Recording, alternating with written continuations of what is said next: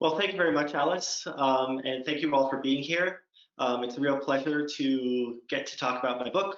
I was hoping that my first book talk would be live in front of a real audience. Unfortunately, the crisis means that it's going to have to be virtual, but at least that means that the audience can be from everywhere around the world. So I will just start right in with my talk. And to start with, I just wanted to show you, I'll start with just a slide showing you the cover of the book. Again, the title is Memory and the Future of Europe, Rupture and Integration in the Wake of Total War. It's a project that I've been working on and off for about the last 10 years, and I'm really happy that it's finally out. It's a very interesting time to be talking about Europe. When I started working on this project in about 2010, I had initially thought that this would just be a book about memory.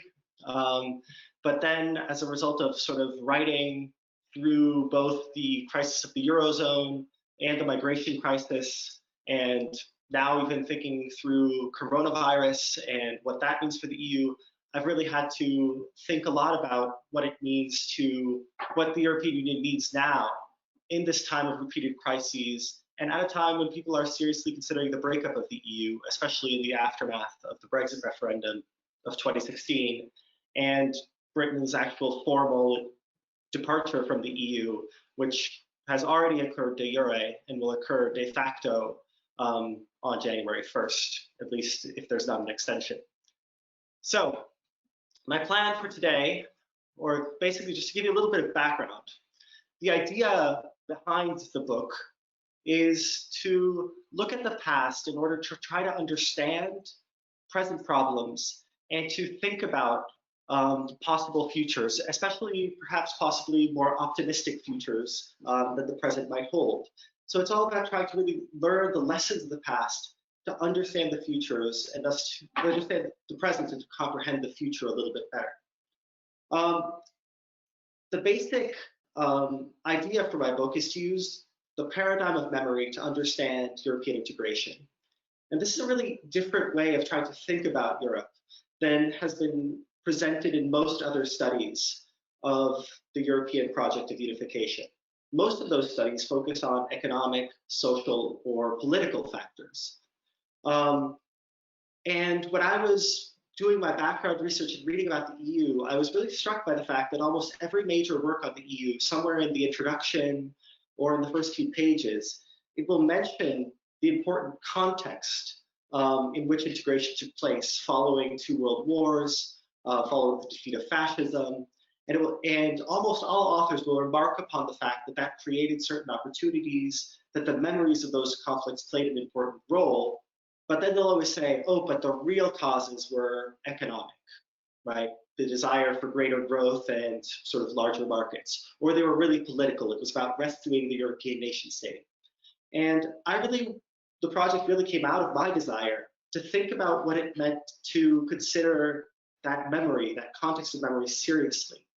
And even more generally, my book is part of sort of a larger attempt to think about the role that culture and cultural backgrounds, the views of individual participants, the role that that plays in integration. So in other words, it's not just about supposedly objective economic, social, political factors, but about how culture shapes how we view those factors, and in particular, how we respond to the issues that those factors raise.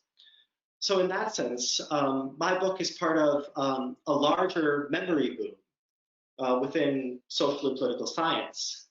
And even more particular, my book is part of a movement in the last about 10 years to really think about the role memory has played in European integration. And on the cover, you saw that there was that nice design. On the background of my first slide, you now see a picture of the Holocaust Memorial in Berlin, which was sort of the inspiration for the cover. It is kind of, I think, one of the best symbols for the role that memory plays in politics today. So this is just a little bit, I've just given you a slide with the table of contents of the book. What I'm going to do today is basically give you a really short introduction to my theoretical framework and how I'm using the concept of memory. And then I'm going to run you through basically my narrative of the history, the origins and development of European integration, using memory as sort of the key guide. And in particular, I'm going to focus on generational dynamics and 4 key generations that I think really play an important role. And in doing that, I'll hopefully explain to you where the European Union comes from, how it developed the way it did, why it has certain problems today, and then hopefully I'll give you a hopeful note to finish on. Maybe that sort of for people who believe in Europe that there is some reasons to be optimistic in the future. So a little bit of background on memory and historical ruptures. So most of the time, in most cases, collective memory plays a stabilizing role in societies. Usually, we have established narratives of history that help us to think about the present in certain ways. So I think the most classic narrative that we all know is the narrative of the nation state, or the narrative of the nation more generally. Right? That narrative usually says something about being within an empire, the nation liberates itself, and sort of finds its destiny, fulfills its destiny in its desire to become an independent nation state and to establish itself and to develop, to take care of its people, to sort of defend its language, to defend its culture, etc. And you could see how that kind of standard nationalist narrative of history helps to legitimize a certain kind of regime. And it also establishes a way for the inhabitants of that regime to locate themselves historically, to see where they belong, and it provides what Roger Smith has called the story of peoplehood, right? And those stories of peoplehood mostly, in most periods of time, act as a form of stability, right? They pass on certain forms of identity from generation to generation, and they help individuals to locate themselves temporally with both their predecessors as well as to posterity. The basic argument of my book, or the basic framework of my book, is organized around the concept of rupture. And I argue that ruptures are these moments in time when events, actually occurring events, delegitimize these established narratives. They sort of break the narratives apart because existing narratives can't explain them. And more particularly for Europe, I argue that Europe's age of total war, so the period from roughly from 1914 to 1945, which includes 2 world wars, the Holocaust, the rise of fascism, is this kind of rupture. It's a rupture that, in a sense, delegitimized nationalist narratives. It delegitimized the kind of Mazzinian or Wilsonian narrative that nationalism was a force for peace. And it almost sort of, the world made those narratives untenable, or events in the world made those narratives no longer tenable. And I draw, in particular in the book, a lot on the work of Walter Benjamin, who's a social theorist and philosopher. And he wrote a series of reflections in 1945 called The Theses on the Philosophy of History, where he really develops this concept of rupture. And in particular, he argues that the kind of ruptures are moments in time that make the continuum of history explode, right? So in other words, these established narratives sort of explode from the inside and the past becomes fragmented. And that's obviously a very dislocating experience. And for anybody who reads literature from this era, especially the interwar era, that sense of dislocation is very present, especially people like Ernst Junger, but also obviously in Benjamin and others. And while that dislocation is dangerous and usually very violent, it also, in some sense, is an opportunity. And in particular, I draw on Sheila Ben-Habib's work. And Sheila Ben-Habib talks about how this kind of ruptures create a gap between past and futures of such magnitude that the past, while present, is fragmented.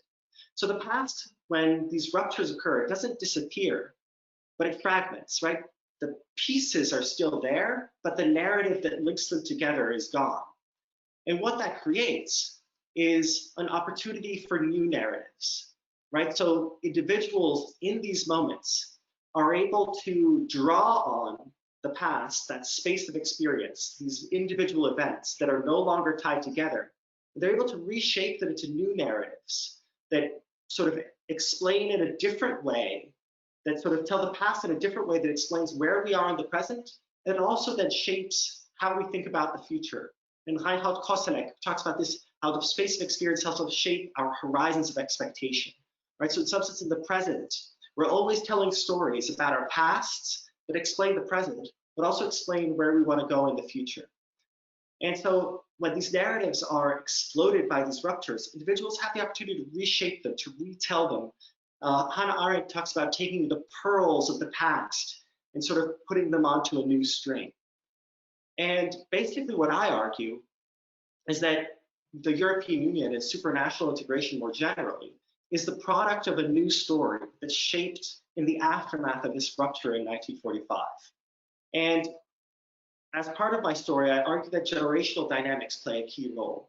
So individuals relate to the rupture differently depending on at what point in their life they experience it, right? So whether you live through it as an adult, as a young adult, or whether it lies in the recent past, has a real effect, I argue, on how individuals and even whole generations relate to the past.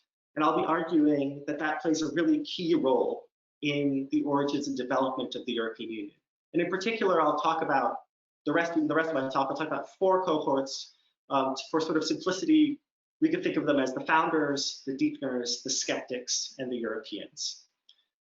So let's turn to those founders first. So the generation of leaders that took power immediately after World War II were mostly born at the end of the 19th century, and they had lived through both world wars as adults, and through the Second World War really as already established figures. And what's interesting about these individuals is that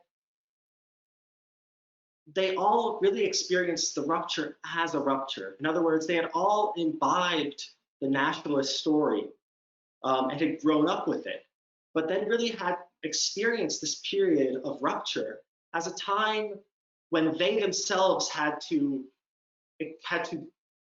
find new stories, had to find new ways to locate themselves. And in doing so, during the resistance, that was a really interesting time, the World War itself, because what you see is the Nazi attempt to almost unify Europe in a certain way. But what you see among resistance movements is, although they have individual nationalist configurations, they also begin to work together. And those resistance movements are the ones that start to really identify nationalism as the problem. And this wonderful quotation from Hannah Arendt that I've just put up, and this comes from a piece she wrote in 1945. She had just emigrated to the US a few years before after being very active in the resistance in France, where she'd been in exile. And she was writing in the Partisan Review and trying to explain to an American audience what was happening in Europe at the time. And in reflecting on the role of the resistance and the changed ideas that were coming out of the resistance in Europe, she writes that those who emerged to wage war fought against fascism and nothing else. And this is not surprising.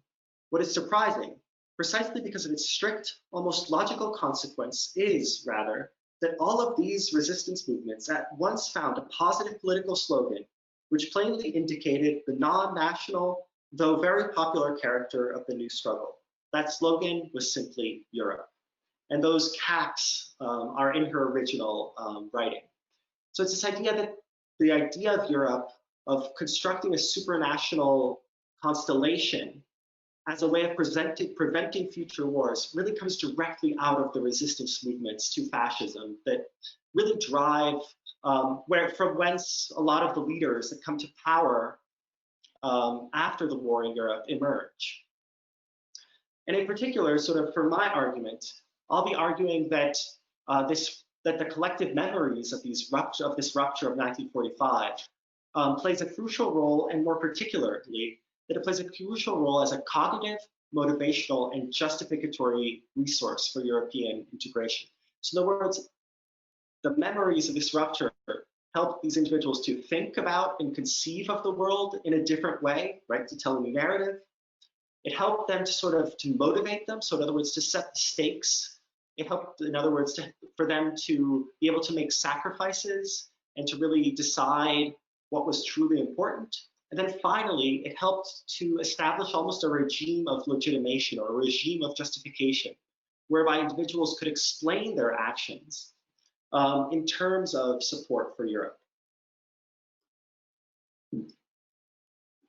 So that brings us to the first generation, the generation of the founders.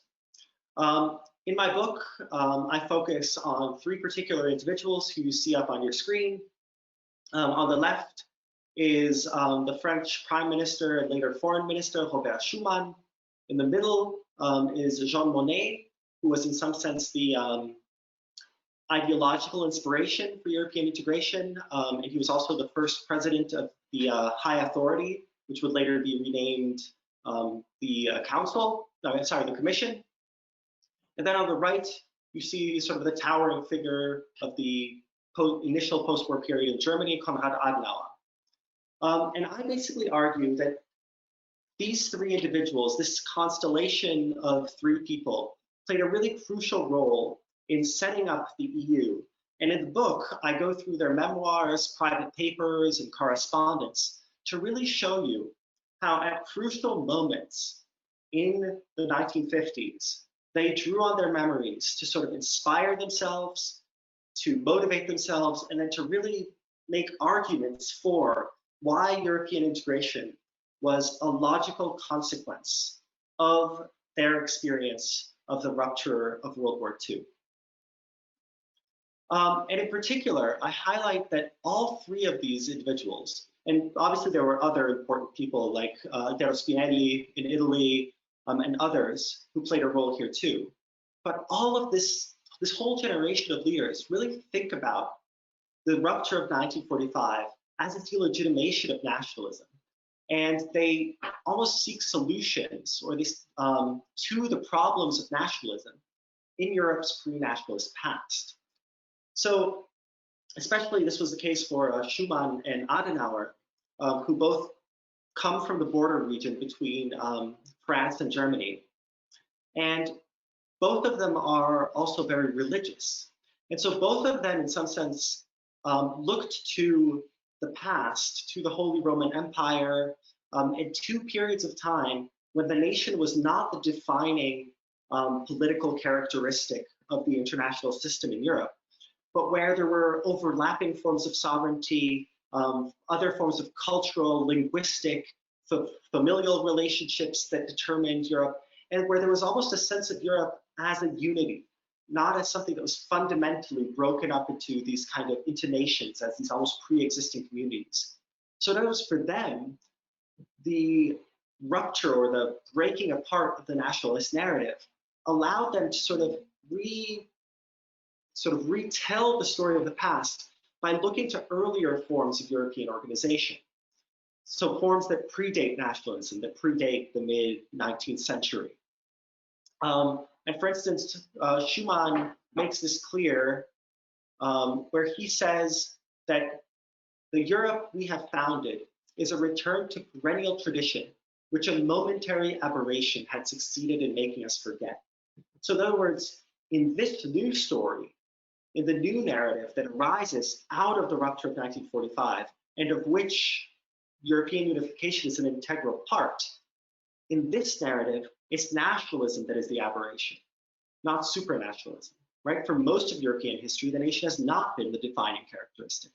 And Schuman really tries to bring that out. And that was a really important factor for a lot of this first generation of post-war leaders, this founding generation. And this founding generation sort of really does a lot to set integration on its path. So what they do is they lay the foundation for the European communities, starting with the European Coal and Steel Community, followed by the European Economic Community and Euratom.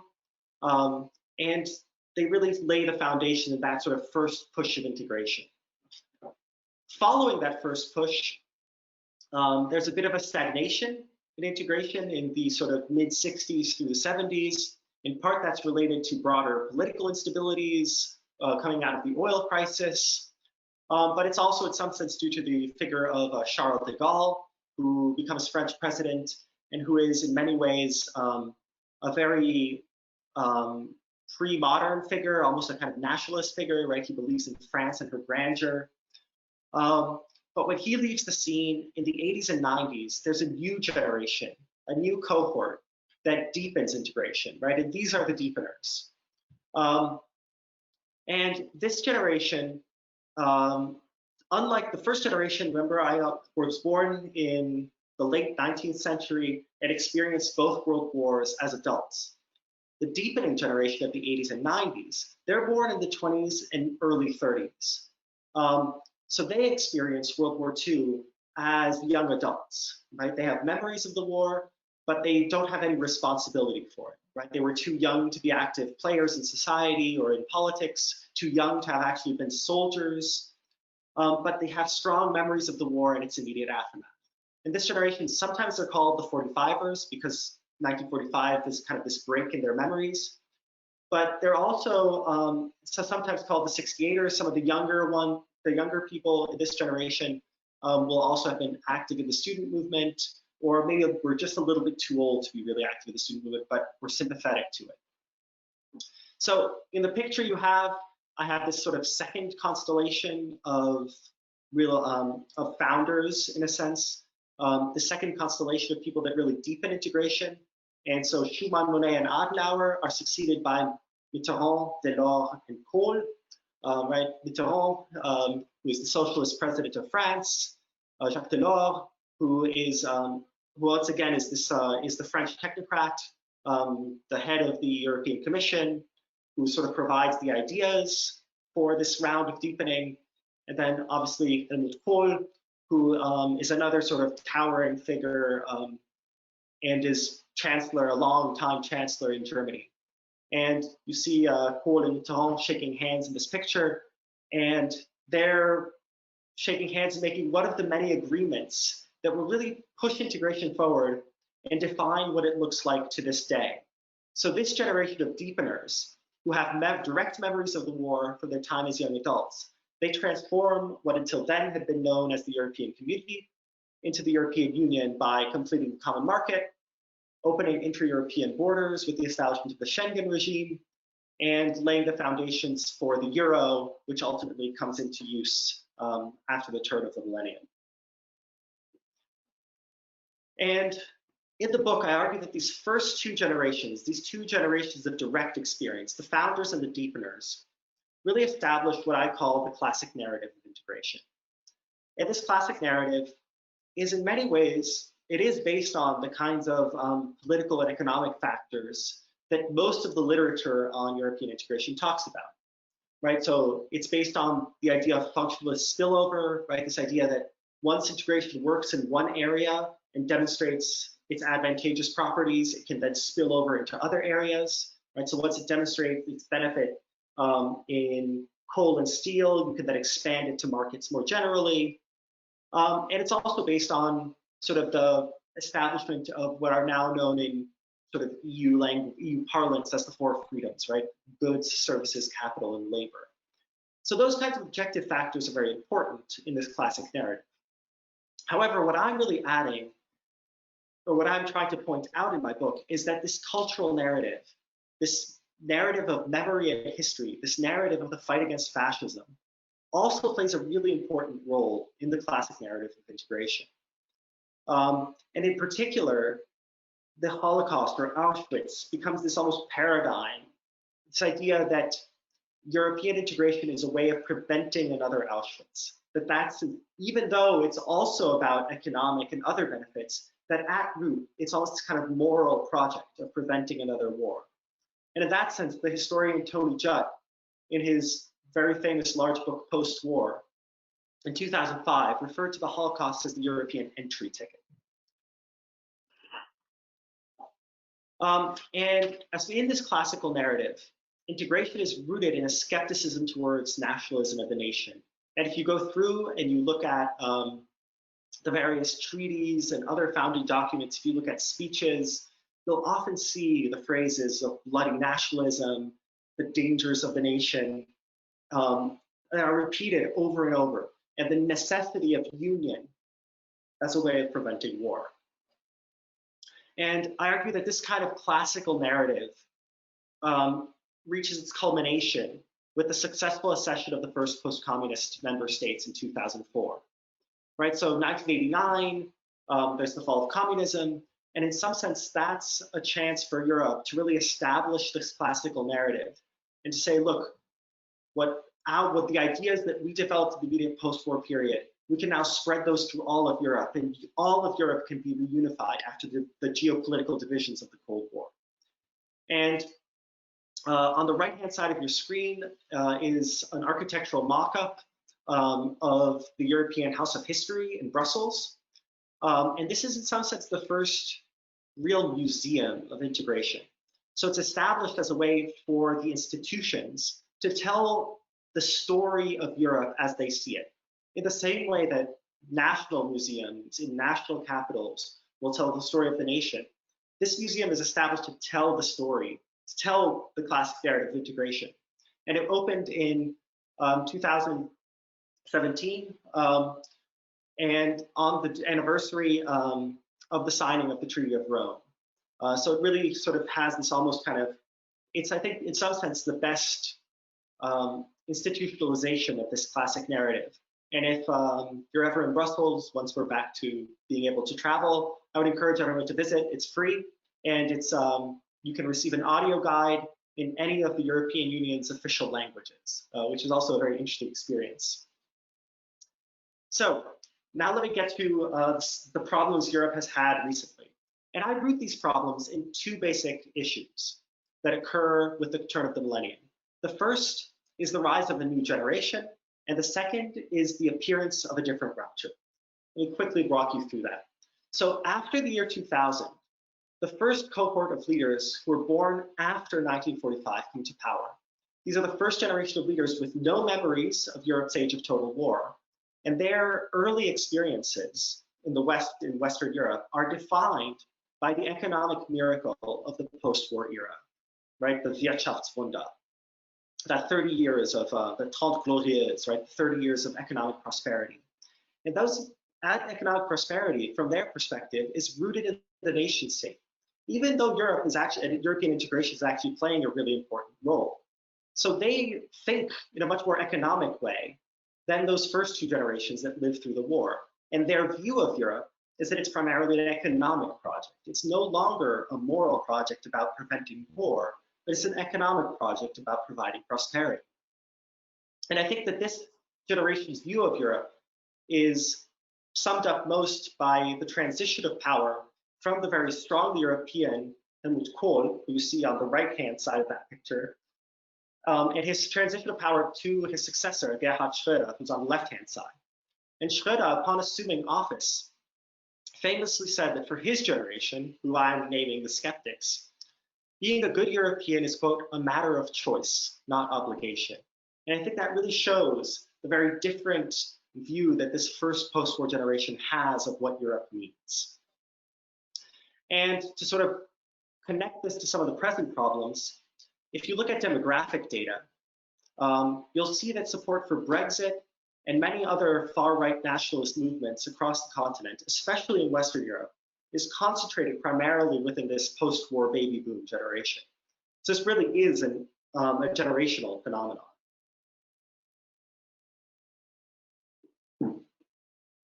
The second major factor I want to highlight is, and sort of is starting to cause problems, is the appearance of a different rupture. And this is the rupture of 1989. And this rupture enters European integration with the accession of the new member states from Central and Eastern Europe. Because for these member states, for these societies, their memory regimes are not organized around the defeat of fascism after 1945, but around the fall of communism, symbolized by 1989. Although they experienced 1945, and all of these societies are generally part of the battle against fascism, they don't experience that as a liberation that then leads to the ability to tell new narratives. On the contrary, they experience that as a liberation, but then a renewed occupation. as the Soviet Union and the Red Army comes in, and then as sort of the Communist Party operating out of Moscow works with local communist branches in these places throughout the region to sort of dominate the whole Warsaw Pact. In coming out of the rupture of 89, that rupture has very different lessons for the present. It's not about the defense of rights, it's not about skepticism towards nationalism, and it's not about sort of needing to go to the supranational level. Instead, for these societies, it's popular sovereignty that is important, right? So it's not about supranationalism, it's not the way to solve the problems that come out of the rupture of 89. No, on the contrary, what was the problem with that these societies experienced as part of the Warsaw Pact was that they didn't have control. It wasn't that they needed to move control up to the supranational level. It was that the supranational level, symbolized by Moscow, was controlling them, right? And this is represented in sort of the images we all have of Soviet tanks coming into Budapest and Prague after various uprisings, right? So it's a very different idea. And for them, the rupture of 89 is not about skepticism towards the nation. Instead, in the imagery of the post-communist states, the nation is a form of liberation, right? Communism is an internationalist movement. Moscow, through its various levers, is actually controlling things. And it's in many ways nationalist intellectuals and writers who provide the foundation for liberation. So there's not the same skepticism towards the nation coming out of Central Europe as you see coming out of the West, defined by the rupture of 45. And I argue that a key result of that this sort of different rupture helps to explain the rise of illiberal democracy in the post-communist space over the last 10 to 15 years. And in particular, sort of from the perspective of Central and Eastern Europe, these views are not, they also see themselves as pro-European, but their vision of Europe is very different. For them, they want a Europe of nation states, not a community or federal Europe, because that idea of a community Europe or a federal Europe where Brussels can order them to do things, that brings up all these very negative memories of Moscow sort of enforcing various rules onto local communist regimes throughout the Warsaw Pact. So in that sense, it's an understandable response. So now let me give you a little bit of hope for the future before I wrap up my talk. So I've talked about how many of the problems Europe has experienced since the turn of the millennium are rooted in the loss of sort of memory and the downfall of this project, of this sort of classical narrative of integration, both through generational turnover and through the challenge of this alternate rupture of 1989.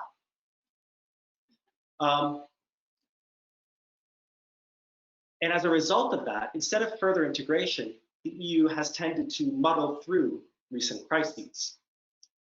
However, while a lot of people talk about this muddling through as a negative, I actually want to argue that it may be good enough. Because there's a new European generation born in the 1970s and 80s waiting in the wings to take power. And I think the best description of this generation comes from Umberto Eco, who is on your screen right there. And Umberto Eco, before he's unfortunately passed away a few years ago, but he identified this generation as the first generation of young Europeans. And these are his words. I call it a sexual revolution. A young Catalan man meets a Flemish girl. They fall in love, they get married, and they become European, as do their children. And notice there are a few interesting things in just that short description I've given you. One, this generation is not tied to Europe. It's not European because of memories. It's European because of experiences. Two, notice the completely almost non-nationalist character. He uses Catalan and Flemish. Those are both regional identities. I mean, I guess some people want them to be national identities, but they're regional identities. They're not state-based identities. And I think that's really important, right? European integration means that sort of these regional identities can flourish, national or state-based identities become less important, and they allow for an almost kind of sociological transformation where people become European, where all of Europe is a place where people can work, can study, can live, have families, children, etc. Right? So this generation is European because of its own experiences, not because of memory. So this cohort's pro-European sentiments, I want to say, are foreshadowed by French President Emmanuel Macron, who is the first member of this generation to come to power in a major European nation state. Now, Macron, there are many critiques of his politics and everything else and his neoliberalism, but it's undoubted, I think it's beyond doubt that he's by far the most pro-European leader on the scene right now. He's also the youngest.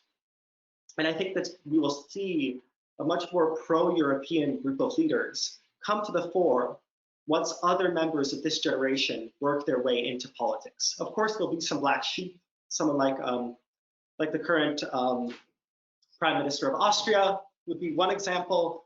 But on the whole, I think this next generation will be much more pro-European. Now, the danger, of course, is that we can't just wait around for this generation to take power, especially in light of the fact that recent crises hit this cohort very hard. Young people who are under 35 or 40 have suffered most from the recent Euro crisis. They've suffered most from the changes in the working market, right, from the rise of the precariat, from low wages, from loss of pensions, from declines in health spending. And the worry is that if it takes too long for them to come to power, and if these various crises that are occurring continue to hit them this hard, that they may associate those problems with the EU and become less European. But there is hope for the future if the EU can make it through long enough for this cohort to actually come to power. And the implication of this is that we actually shouldn't push for too much integration right now. There's a lot of talk about trying to resolve what in the literature is called the question of Eurofidélité, right, of what the EU actually is. Is it going to be a federation? Is it going to be a community? Is it going to be an international organization? And I think for the people that, I don't think it makes sense to solve those problems now when we still have a lot of members of what I've called the skeptical generation in power. Instead, I think it's probably better to wait longer and wait for a more pro-European generation to come to power, and then think about trying to resolve these big picture questions. So I will leave it at that, and I look forward to your questions. Thank you very much, Peter, for that fascinating talk. I think this is a great time to open up the discussion to questions from the audience. So if you haven't done already, do type your questions into the question option of the event dashboard. So first of all, Peter, could remembrances of the 2008 recession and the Eurozone crisis play the same foundational role in European Union politics as memories of World War II did some 70 years ago? I mean, I think certainly the memories of these more recent crises will play a role. But I don't think that as disruptive as these recent crises were, I don't think that they reach to the level of being a rupture in my terminology. In other words, I don't think that they're dislocating enough to fully delegitimize existing narratives. I think it's interesting that if you look at the structure of what I've called the rupture of 1945, it's not the rupture of 1918 or 1919.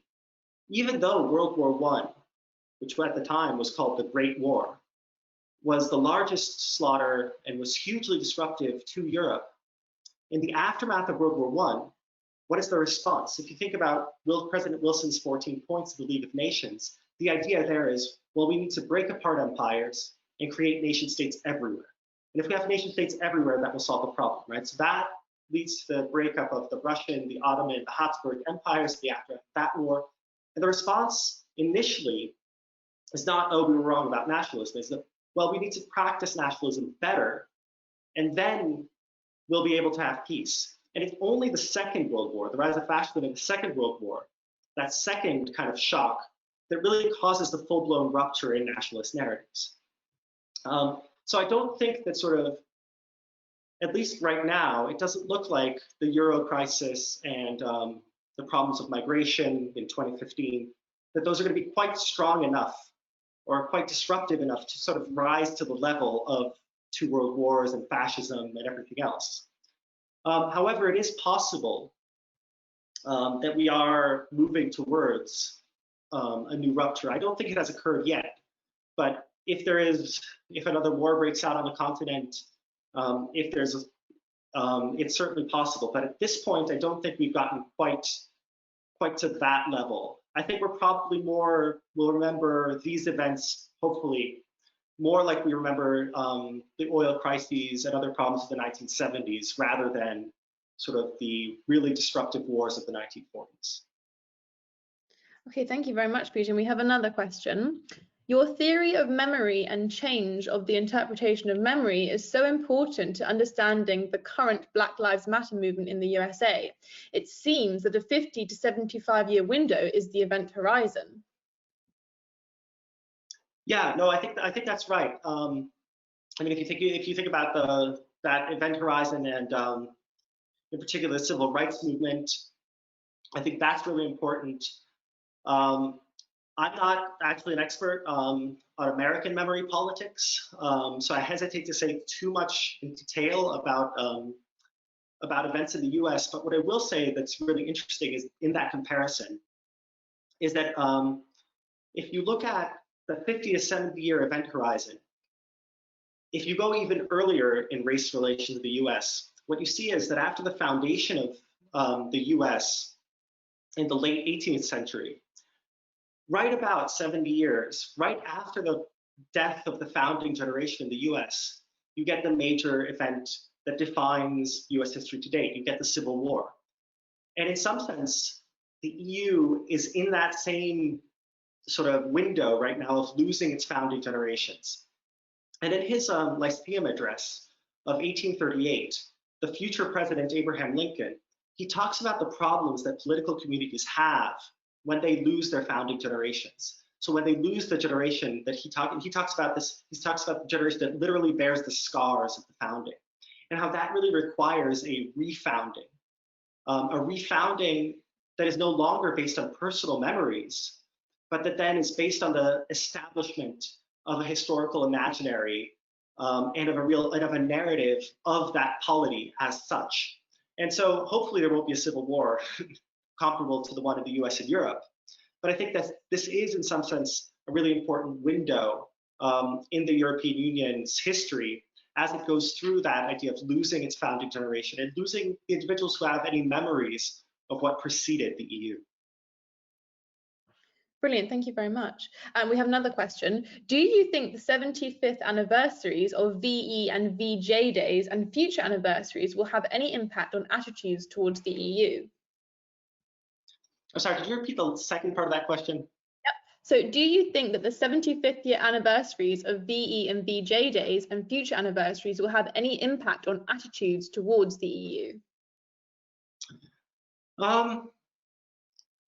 I'm somewhat skeptical. I think in many ways, I think those dates were very important at a time when you still had veterans, right? At a time when you still had the generation of founding, the generation that remembered those events and that was able to, and whose support for Europe was rooted in their own memories of the past.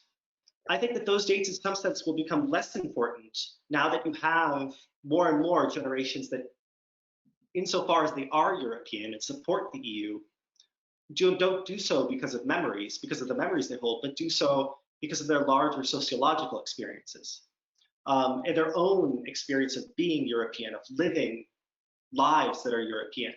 So in some sense, I think that I would expect that those events will become in some sense less meaningful once we no longer have veterans and people who remember them, and that they'll just become sort of these kind of cultural markers in the way that something like the 4th of July is in the US. Okay, thank you very much, Peter. And another question, can we talk of ruptures at different scales? It seems that with moments of politicization such as Roads Must Fall, Black Lives Matter, Occupy, a rupture in your terms certainly occurs in the sense of established narratives ceasing to hold and new ones being prefigured. Surely something still ruptures here, albeit not on a continental scale. Yeah, that's a really interesting question. So I'm a little bit of two minds about this, because on one level, I think that's right. These kind of events, I mean, we'll see about what's happening now and the effect it actually has 5, 10 years down the road. but it certainly does look like we are in a moment where people's ideas are shifting in very meaningful ways. So in that sense, I think I understand where that question is coming from. However, I want to, in some sense, protect the concept of rupture and not make it too common, because I think the concept of rupture has to really involve a fundamental reorganization. Now, whether these events will lead to really fundamental reorganizations or whether they're just adjustments, right? In some sense, I think for me, a rupture has to lead to new values, right? Whereas I think a lot of people, I think what's happening now is that we're trying to better live existing values or better fulfill values that we supposedly already hold. So we're trying to apply those values in some sense more equally to everyone, even though somewhere in the US, right, the idea that all men are created equal is a fundamental value that's longstanding, and it's about applying it better. So I'm not sure that I would imagine rupture requires a fundamental rethinking, not sort of just a readjustment in how we apply our values or an expansion of who we apply those values to. So in some sense, I understand where the question is coming from, but I think that ruptures are perhaps rarer. And maybe we can think about different vocabulary, something like readjustments or relegitimations, or sort of, yeah, I mean, Bruce Ackerman is a scholar of American constitutionalism, and he talks about constitutional moments, right? Moments where we go back to the founding and we rethink it and we re-legitimize it. And so I think maybe that's what we're going through now, is a kind of constitutional moment in the US and maybe even one in Europe as well. Thank you very much. And another question. Is there not a danger of oversimplification in treating generations as unitary political subjects? So many other conditions, socioeconomic context, political orientation, different national cultures, etc., intervene to shape leaders' views of Europe that any generalization along generational lines seems difficult to maintain. Yeah, I mean, it obviously is a simplification, but any theory is a simplification, right? A theory, in some senses, it's a map, or theoretical perspectives are supposed to help you orient yourself, right? By telling you what's important, right? So if you think about theory as a map highlights certain features, right? And a map is going to be different depending on what it's trying to do. So for instance, a public transport map is going to look very different than a resource map or than a topographical map. And I think that what I'm trying to do is give you a way to think about how attitudes towards the past and towards certain key ideas shift over time in relation to certain key moments. Now, obviously, generations are not unitary actors. In every generation, there are sort of black sheep or people who think in contrary ways. I highlighted two of them in my talk, right, very briefly, Charles de Gaulle, and then Sebastian Kurz in Austria, who is young, but also in some sense very reactionary, and also a very kind of more classical-ish nationalist. But I think overall, that if you look at EU barometer surveys and other surveys, you see that the generation of individuals born in the mid-70s through the 80s do tend to be much more European. They're much more likely to have studied abroad, lived abroad, to have partners from of a different nationality or from a different state, to have lived in multiple places.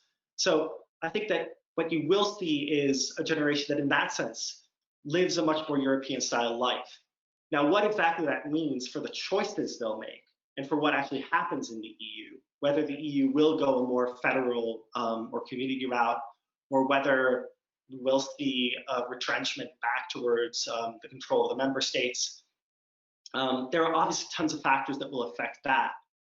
But I do think that sort of open borders and European style lifestyles will be here to stay as a result, in part, of these generational dynamics. Okay, thank you very much. Another question. You deploy the critical theory of the Frankfurt School within your methodology. Do you think that later Frankfurt School thinkers, e.g. Habermas and Honneth, differ in their respective anticipator utopian accounts from earlier theorists of the school, Adorno and Horkheimer? What normative potential might this have for the future of Europe? Yeah, so I mean, I think clearly, I didn't talk that much about theory. But yes, the Frankfurt School and these thinkers play a really important role in my own development. And there are clearly differences in how the different generations of the Frankfurt School thought about this. And I think you can almost trace those fairly directly onto a lot of what I've said already. I mean, Habermas is a Flakhelfer, so he's a 45er, born in 1929.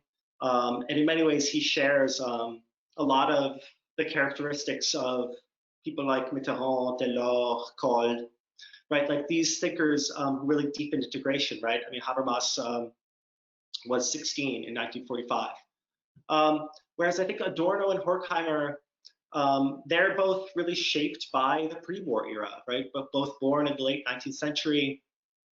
And they both experienced the rupture. Although it's interesting, I think especially for Adorno, probably also for Horkheimer, the rupture is not so much their experience of fascism in Germany.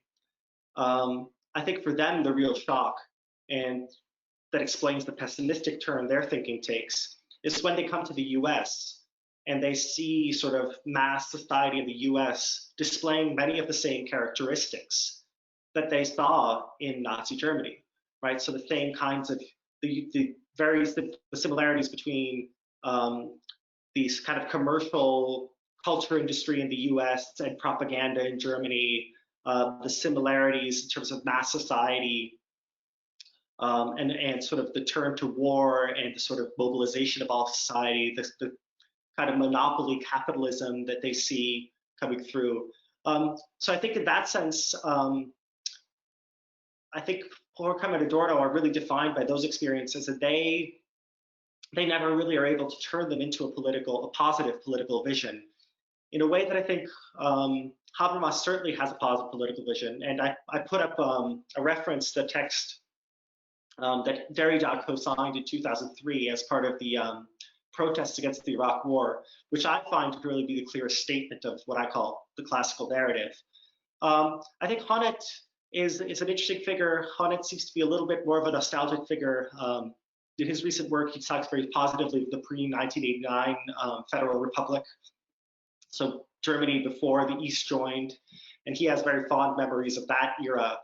And it's interesting. It'll be interesting to see how he would view the future. But I think there certainly is a lot of potential still in the Frankfurt School for thinking about positive moves in the future. And I think especially interesting is that a lot of recent Frankfurt School work is trying to really think about economic relations in a more deep level and not just about politics and culture. And so I think there certainly will be a lot of interesting work coming from young scholars in the Frankfurt tradition in the coming years. Brilliant, thank you very much. And we have another question. Based on your theory, would you expect the UK to seek to re-enter the EU once the current generation of leaders passes on? Or will the reduced freedom of movement work against younger generations, leading echoes more European style of life?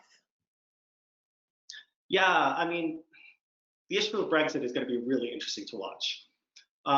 If you look at exit polling and research that's been done on the referendum, the number one sort of determinant of how people voted was age. And being 45 was the breaking point, right? If you were under 45, the majority of people voted Remain. Over 45, people tended to vote in majority Leave. And in particular, if you then go into even more detail and break it down even further, what you see is that leaving was highest among baby boomers, so people born after 45. Whereas then if you look at the older people who are still alive, who remember the war, they tended to vote Remain as well. So I think this certainly, Brexit is a case I deal with in the book, and I talked a lot about these really interesting dynamics in the Brexit referendum. Now, what that means for the future, I think, is really tough. So it's pretty clear right now that Britain has already left de jure, it will leave de facto next year. It doesn't look like we're going to get an extension. And it'll be interesting to see. I mean, given the majority that the Tories have right now, it's likely that before there's any chance for any renegotiation, that there'll be a pretty hard Brexit, and that they will have 4 years of development under WTO rules or under sort of very loose arrangements. And I think a lot of what happens in the future will depend on how that goes for the UK.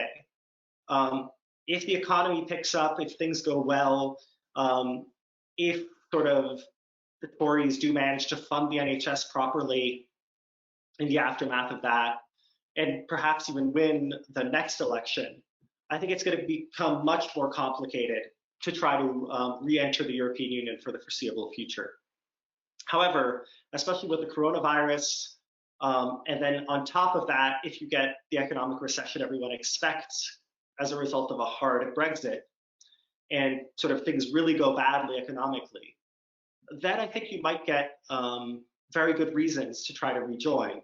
And I think the real wild card here is what happens with Scotland. If Scotland decides to hold another referendum, whether or not it's allowed, in other words, if you get in a situation like you have in Catalonia with Spain, but I think if the breakup of the union, between Scotland and England, if that happens, then I think it becomes very likely that England stays out, almost as an identity marker. But yeah, there's so many moving parts, but I would expect, currently Britain has the most active European movement in the Union. That's obviously driven by Brexit. And I think I would expect that there would be calls for re-entry, but there's so many moving parts, it's so hard to say what that would look like at this point. Okay, thank you very much, Peter. I think this is a good moment to wrap up this armchair event and to thank everyone for attending, and also thank you, Peter, for giving up your time to participate in this MUP Armchair event.